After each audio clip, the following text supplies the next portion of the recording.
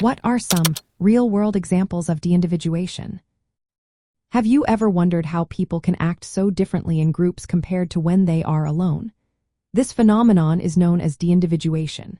It occurs when individuals lose their sense of personal identity and self-awareness, often feeling anonymous and less accountable for their actions. This can lead to behaviors that stray from personal and societal moral standards. Let's look at some real-world examples to understand this better. One of the most famous examples is the Stanford Prison Experiment. In this study, participants were assigned roles as guards or prisoners in a mock prison.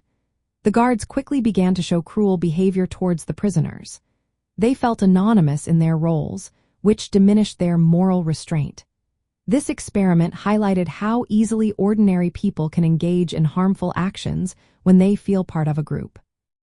Cults also illustrate deindividuation. Members often set aside their personal moral judgments as they become absorbed in the group's identity and the influence of a charismatic leader. This can lead to extreme behaviors. For instance, in the Manson family and Jonestown cults, individuals committed acts they would never consider outside the group. The sense of belonging and protection from harm can override individual ethical considerations. Historical events show deindividuation on a larger scale. During the Holocaust, many perpetrators were ordinary people who committed horrific acts as part of a collective. Group dynamics suppressed their personal moral compass.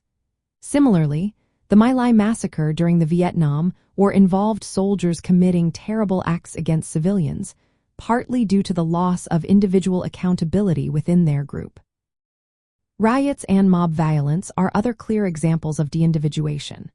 In large crowds, individuals may engage in looting or violence that they would avoid when alone.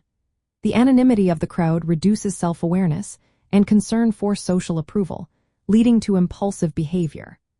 The 1967 Detroit riots are a notable case where social tensions and group anonymity contributed to widespread violence and property damage.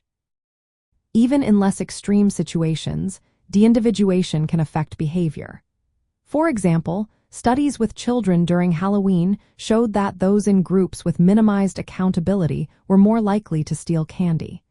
This demonstrates how anonymity within a group can reduce adherence to moral norms. From an ethical standpoint, deindividuation raises concerns about how group contexts can undermine individual moral responsibility.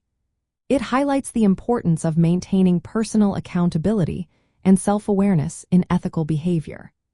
Understanding deindividuation can help in creating social structures that encourage moral conduct by preserving individual identity and responsibility within groups.